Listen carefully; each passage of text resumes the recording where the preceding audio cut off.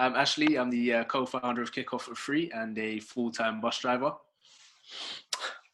I'm Michael Wallace, also co-founder of KickOffAt3, and I'm a serving Metropolitan Police Officer we're working in Southwark and Lambeth Borough.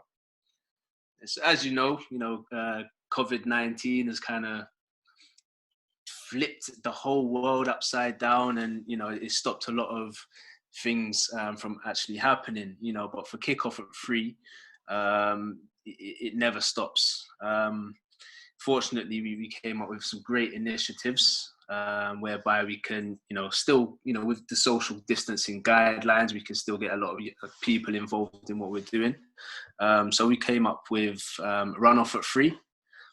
So Run-Off-At-3 was basically, you can, from the 4th of July up to the 4th of August, I think about that one.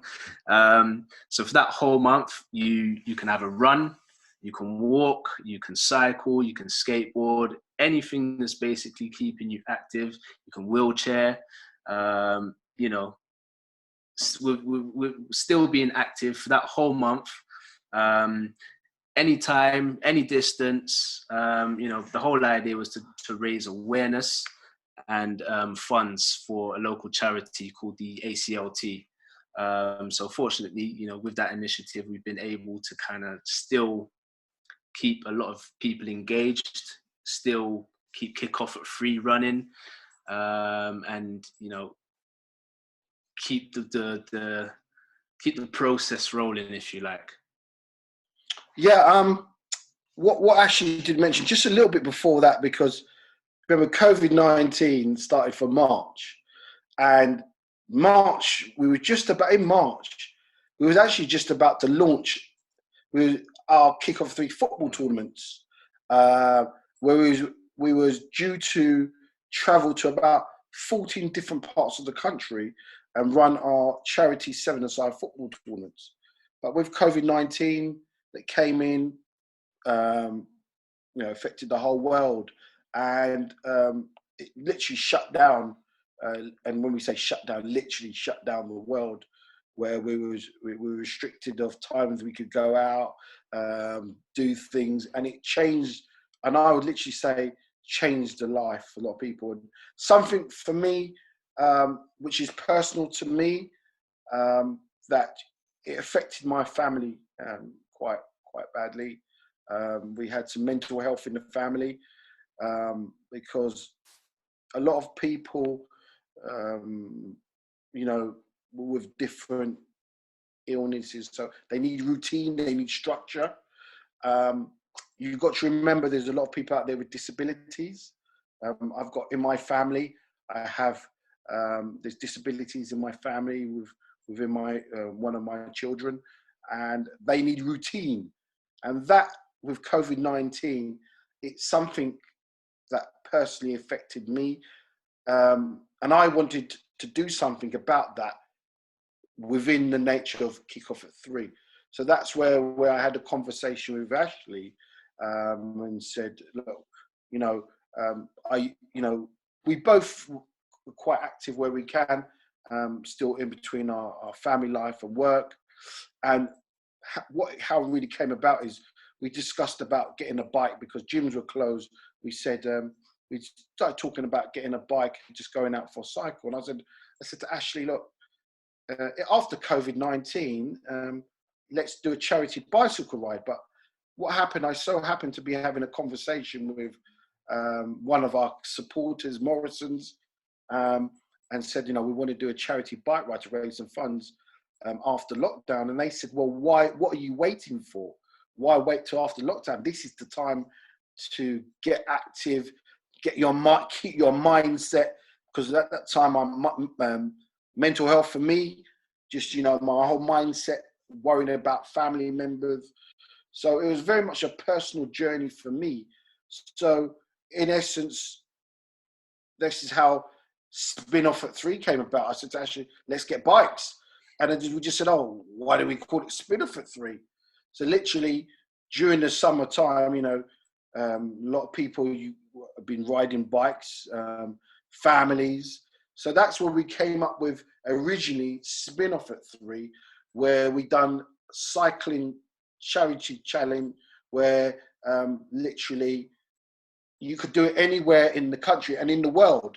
And that's where my brother lives in Canada, and I got him cycling with his local football team that he coaches, you know, get on the bikes, riding, cycling, keeping busy, but raising money for charity. So where a lot of charities are shut down because they literally couldn't do anything, we were being inventive, and we came up with KickOffAt3, cycling, and it took us across the world, because, you know, there is videos out there. If anybody goes looking, you'll find I've put videos out there. My brother cycling around Vancouver with young people from the local football club. So that created a bit of a trend, because we said, you know, we wanted people to post their videos, track their distance, personally via Strava and via, you know, apps. And then people then started catching on, and a lot of people were posting videos of them cycling, having fun. And literally we had fun, but there was a serious message around it, raising money, but getting people active and mentally, you know, mindsets right. And then that was actually, which then led into KickOffAt3. And I have to thank a lady named Katrina Lewis, one of our ambassadors, where we literally finished KickOffAt3, and she's the one who actually gave us the idea of KickOffAt3, because she said, look, you've got a real good thing going, you've got people busy, you've got people having fun.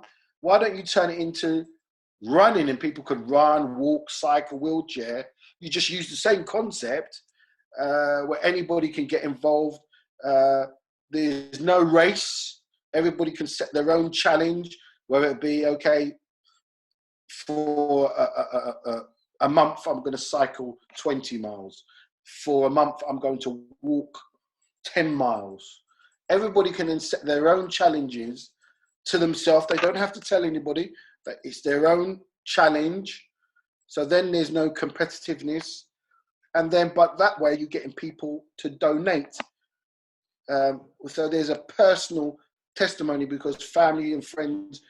So not only are you helping a charity, but you're also helping, encouraging somebody with their own goals that maybe not been usually so active. You're getting them out doing, and then they know mentally they're doing something positive. So we were literally working right through COVID-19 with it, and that's in between our own working job. Ashley bus driving, me frontlining policing, dealing Black Lives Matters. However, you know, it was actually an amazing journey. The target we set was, we wanted to raise, for the latest one we just finished, we wanted to raise £1,000. That was our target, because we know that, you know, there's a lot of financial hardships for families, etc. Our target was £1,000. We actually, and the money's still coming into the charity to the African Caribbean Leukemia Trust. The last, from the last count, was over £6,000. So our target was 1,000, and is now, and you know, we did get some help and support. There was another group named Body Blitz who were doing some keep fit kind of activities to raise money for charity. But the charity said, why don't we link in together? So then we got some of their members actually then started to cycle, and that's where I don't know if you saw the video, if any viewers saw the video, but that's when we said to finish off the challenge, we cycled from West Hampstead train station to Hyde Park with a police escort, which was fantastic. But there again, that was then bringing the community, the police together. Because I want to be honest with you, there were some of the members who were riding that they didn't really want the police to be riding with them, because they're thinking, you know, there we go. There's trust, confidence. But look, by the end of that, everybody was high-fiving it. It was an amazing experience. There were some friends there that experiences that, you know, and we've even actually received a phone call or email from the police that they want us to come and meet some of those guys that we're on that journey, because it was a journey. We had so much fun, laughter. We want to bring that together. So, so with KickOffAt3 and with COVID-19, for personal reasons, but also within our kind of framework, we've done things for personally, but we also done things to give KickOffAt3 another dimension, really, because our concept was really around football. We've done a bit of basketball, but our main driver is the football. But now we've shown we can cycle, we can run, we can walk, we can use wheelchairs. And I think because of the success of that, I think we've actually made some hard workers, because there's no way we can't do this again next year, because of the success. And I think if we do it again next year, I think it could be even bigger. 100%. Definitely. And that's where, with our work, we talk about leaving a legacy, growing. But with that legacy, we need more supporters. We need funding. KickOffAt3 is a non-profit organisation that we don't make any money at all. We raise money, but to sustain the work that we're doing, if people really believe in us, we really need some proper sponsorship, some real finance, not to line our pockets, but to continue the good work. To arrange these things costs a lot of time and money. We're actually out of pocket. You don't get time back, family time, anybody that works, that does anything like what we do, there's a lot of time constraints, social media, admin, things just don't happen at home. And we have only a very small team of volunteers, where they've got their own jobs. So we're in a position now that we need to recruit somebody. We need some finance to help run this, to take it to that real next level. Yeah, I mean, there's a lot of, big plans for KickOffAt3, and, myself and Mike, we're going to sit down after this and discuss how we're going to move forward. But, like Mike said, the funding side of things is, money's not everything, but to be able to continue the work that we are doing, we need to be able to finance a lot of different things. Myself and Mike, we're working full time, but at the same time, we're doing this on the side. So, like Mike said, we're actually out of pocket. So, there's a lot of great things in the pipeline for KickOffAt3, but it's just how we actually really go about, making it happen. And also as well, there's that saying, you don't want to run before you can walk. There's a danger when you grow so quickly and expand, then you lose the ethos of what you're doing. You lose. It's a bit like, it's a bit like somebody who's had a hit from their first pop song or whatever it may be, and then they have a massive hit. It's all good. It's buzzing, and then they might sign a great record deal, and then things change, and then you think that's not the person that great song. So we have to be mindful and be very careful that as much as KickOffAt3 is growing, expanding, and receiving some great attention, we have to be mindful that for us to stay, we need to continue and not forget where we're coming from. And I think that's quite key, because once you start losing your identity and your focus, that's when you're in danger of then losing what created what we created. So we need to do that temperature check, and the reality of, okay, what's working well, what could we do better at, what maybe do we need to rein in, and because we've got to remember, this is why we started this. This is literally from our passion and helping young people. And I think we'll be doing ourselves a real disservice we started changing things, because then we talk a lot of time about trust, confidence, building relationships. We would lose the young people that were attracted in the first place, you know, and the genuine sincerity of what we're doing. So I think, and just like as well, if there's any partners and potential partners out there, you know, we're not here as a tick box, you know, because the reality of it is what we're doing. We're ticking a lot of boxes, but this is not a tick box exercise, because we owe this to our young people. This is real. This is real life. Young people are losing lives. Families are, you know, family mothers and fathers are burying their children. That's the reality. If you want to strip it back, you know, young people, families suffering mental health, that's causing trauma. You know, we go to work and then we come home back to our homes and so forth, but the reality is still out there. So we have to be real, sincere, and if something's not working, or we're losing direction, then I think we need to be honest with ourselves, because people see it quite easily. You know, they'll pick up something if it's not right.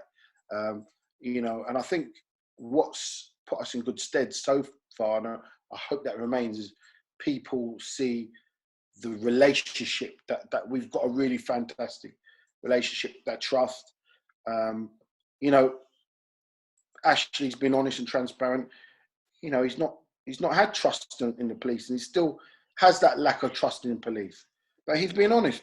He could have sang and danced and said, "Oh, I love the police," but the reality of it is, what Ashley's seeing and feeling, there's thousands of people feeling the same way. So that's the reality, and that's where I have a responsibility as a human being, as a police officer, to share what I know and say, no, it's not okay. It's not brilliant.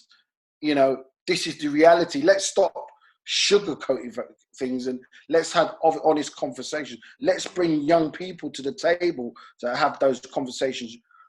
There's a lot of times, I'm not just talking about the police, but just in general, there's a lot of like partners, services, they're at the table talking about young people, but where are the young people? They should be at that table as well, giving their honest opinions for them to understand what young people are going through. Don't talk at them, listen to them. And then I personally feel then we can start slowly making some changes.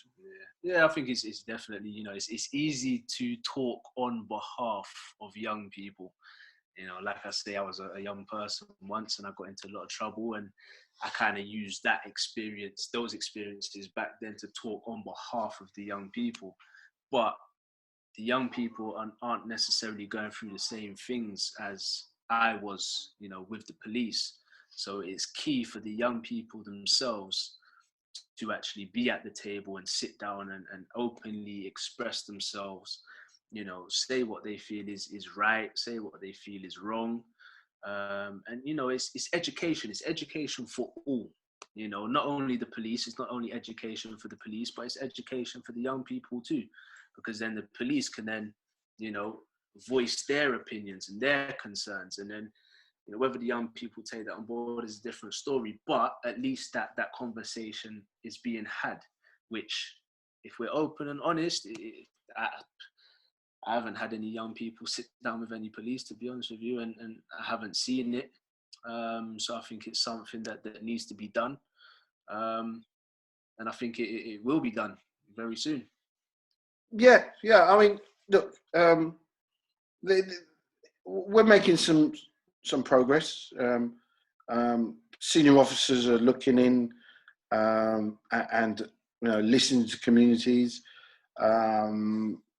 You know, but we do need to have more young people at table, and it not just once a week or once every month.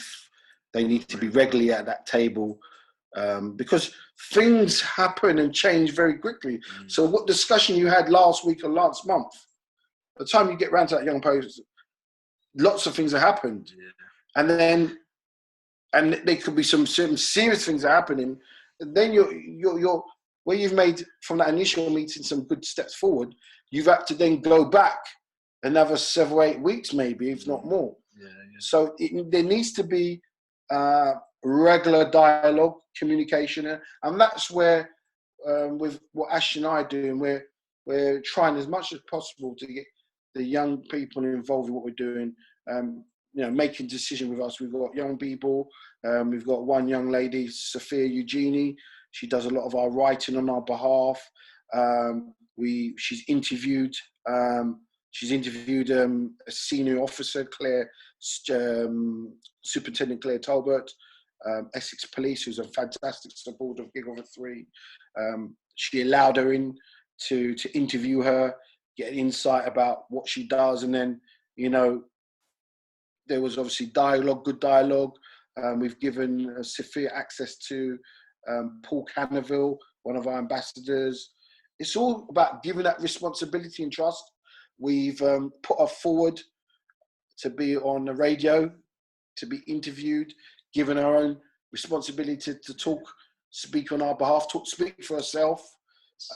It's the empowerment, empowering young people to express themselves and voice what they really want to, say and talk about, and, their experiences. And, I think the empowerment is very, very, very important. Yeah, and we've got a young lady at the moment, Tash, over in Bromley. She's a young lady that's making masks for KickOffAt3, face masks, to be safe. We've put it out on Instagram, but that's she's made these lovely designers, KickOffAt3 face masks, and that's her doing. We gave her the logo and said, right, can you do something with it? And that's the product of a young person given responsibility. It's empowered her to want to, she's not into sports, but she really wanted to do something to help, and that's what she's doing. And it's given her that self-confidence, that belief, empowered her to want to do more things and be creative. So it's, for what we're doing, this is not just about the football. We're encouraging writing, we're encouraging being creative. We've got a fantastic relationship with the Royal Air Force, who are one of our key partners, who we're trying to give career opportunities, engineering, any job you can think of, just like the police. Not everybody wants to be a police officer or staff member. So, you need to think laterally about other, workforces young people can go into. So we're trying to give them giving them a platform. Also as well, we've got young people that like music, they like poetry. So with our KickOffAt3, we've got sports, we've got young people being creative with designs, but we encourage young people at our events to come and sing, perform poetry, dance, give them a platform to express themselves. And we're doing it in a way that we've got a safe environment. That's where it's important you involve the police to be part of those relationship building, because they see that we're trying to give them a platform that's safe. We don't do postcodes. We attract young people from across the country, across London. If you look at a lot of our work, customary before every football tournament, we'll hold a minute's silence in memory of ones that have been lost to serious youth violence, those who've been affected by mental health or any form of trauma, illnesses. It's about bringing everybody together in unity. The next event we do, which is on the 12th of September in St Albans, Hertfordshire, where we're actually running our first KickOffAt3 tournament since Covid-19. And we are so excited, looking forward to it. But we'll be all those things that affected the young people over these last 4 or 5 months. We're going to be bringing that together. Social distancing, of course, but just a time for reflection of why we're here, why we're coming together, and to support their needs.